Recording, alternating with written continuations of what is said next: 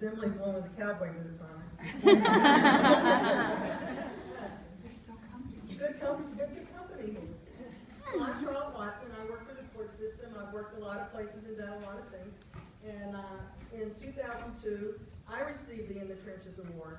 And, you know, those of us who have received it, I can say, at least for many of us, it's the most precious award, most precious recognition we receive, because it comes from people who work in the trenches alongside us. And there's no greater recognition than that from your peers, from those who know exactly what you're dealing with. I want to say that also, I wish in 2002 I thought of this, that I could thank both God and Woody Allen for having received that award.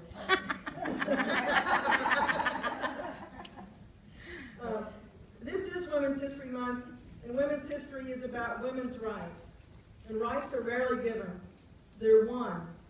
They're won not from lofty pedestals, but through the grit, grime, and muddy waters far beyond that which is tolerable, slogging through the trenches to pull us all up to a level playing field. When we think of women's rights here in the United States, we might think of Susan B. Anthony, Sojourner Truth, Elizabeth Cady Stanton, Alice Paul, Emma Goldman, Bella Abzug, Gloria Steinem. Today, we add Amanda Noriega and Jennifer DeCarli.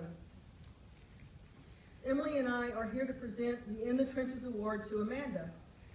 Amanda has the uncanny ability to live the life of several people in one body. We're sure that she doesn't sleep. So Emily's going to talk about Amanda's day and night work, and I'm going to talk about her night and day work. Because for Amanda, time is fluid. It's not punctuated by weekends or holidays or any of those things that we live from point to point for. Many of the early suffragists lived both upstate and in the city.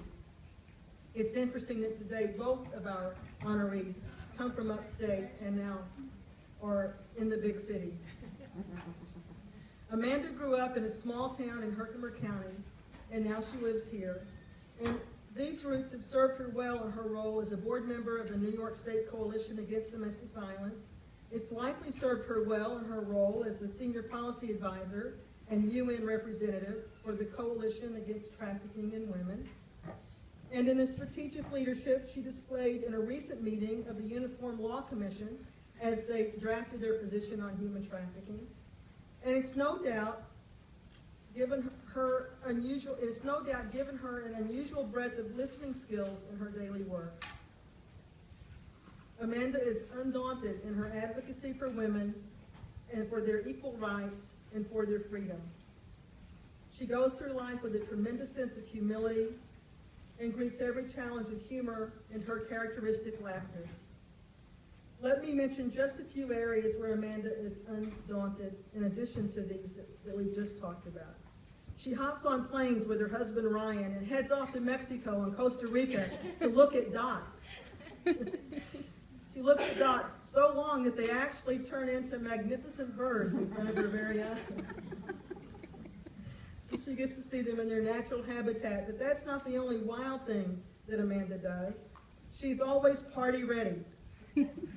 She keeps a party kit in her desk at work, just in case there is anything or anyone at any moment who might want to celebrate something. Amanda is ready. And she's a cake designer and creator extraordinaire. Beware, everyone, because Amanda can size your life up and turn it into a theme park on any cake board, and it's likely to pop up at a surprise party. Can you imagine how much fun this must be for her nephew? And when her family calls from upstate in need of a helping hand, Amanda is there. I witnessed this firsthand in the middle of a Coalition Against Trafficking meeting when she gets a call, and like that, she's on her way back up to Herkimer County. And of course, she's a world-class stray kitty mom. And did I mention that she also sings in a choir and she gardens? Well, let's just say that Pharrell Williams has nothing on Amanda Noriega. And since I promised I would not embarrass her with the many details of all the fun she has, I'm going to turn this over to Emily now to talk about her more serious side in her day-night work.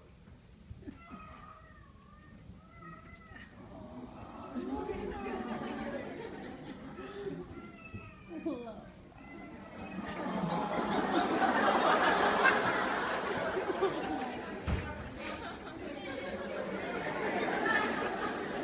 what I'm saying.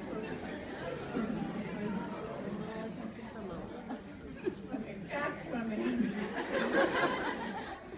I can think of no one more deserving of the In the Trenches award than Amanda. Her commitment and dedication to eradicating domestic violence by tirelessly advocating for her clients, both individually and on a larger scale, is unmatched.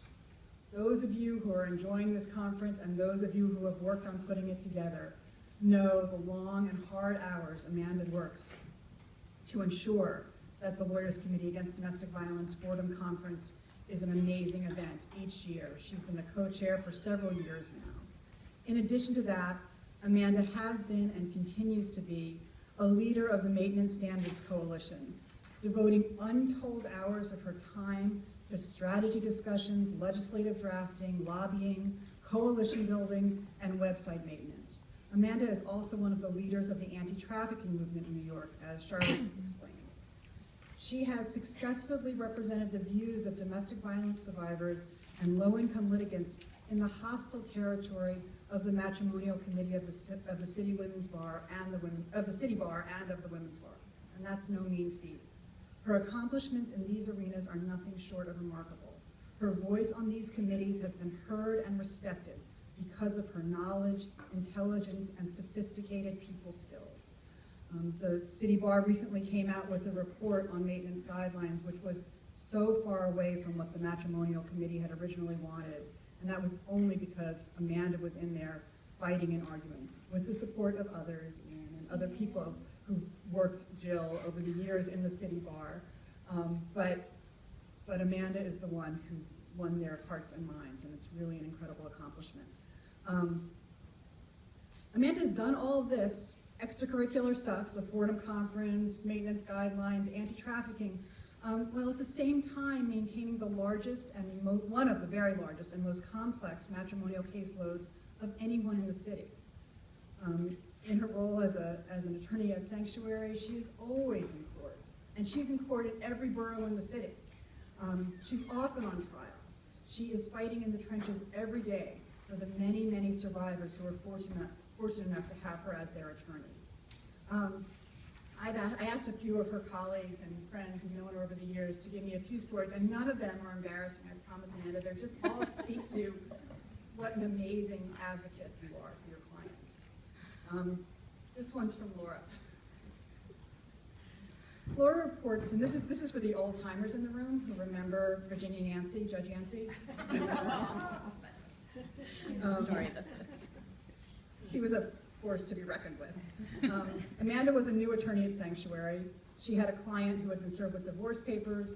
She agreed to take the case, and Laura agreed to supervise. Amanda prepared her first comprehensive order to show cause for pendente lite relief for everything, including order of protection, custody, child support, a complicated big order to show cause. And it was before Judge Yancey.